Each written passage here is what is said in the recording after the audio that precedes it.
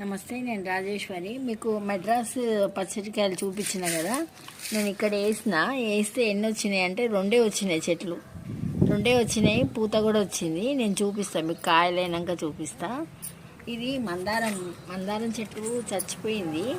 అయితే ఏమన్నా చిగురు వస్తుందని చెప్పి నేను ఉంచిన. ఇప్పుడైతే వచ్చేసింది, కానీ అప్పుడు రాలేదు. ఇందులో పచ్చదనం అనేది ఉంటే సరే ఇందులో బయట పెట్టేసిన దీన్ని నేను.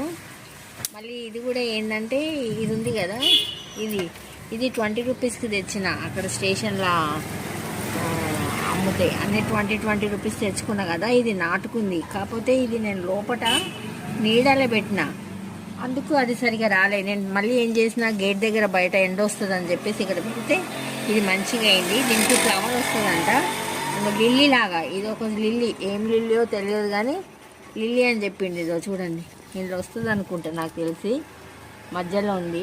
వచ్చినాక చూపిస్తా.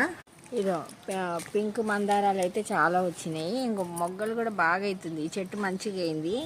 మళ్ళీ మీకు చెప్పినాను కదా నేను అక్కడ నర్సరీలో, ఇంకో ఇది బతికింది. ఒక పువ్వు అయింది, ఒక పువ్వు చిన్నగా అయింది. మరి ఇదైతే కొంచెం పెద్దగా అయింది, నాటుకుంది ఇది. అందుకే ఆయన దగ్గరికి వెళ్తాండి నేను. ఇది నాటుకుంది. సీతాఫలం కూడా నాటుకుంది, అది వెనకకి వెళ్ళిపోయింది. సీతాఫల్ ఇక్కడ, అది అక్కడ గోడకుంది చూడండి, అది సీతాఫలం కూడా నాటుకుంది. అందుకే వెళ్తా, ఆయన దగ్గర తెచ్చుకుంటే ఉంటాయి అన్న ఉద్దేశంతో వెళ్తా. ఇంకా ఈ కాయలు అంజూర్లు చూడండి, ఇంకా కాలేదు, ఇంకా 3-4 అయినాయి.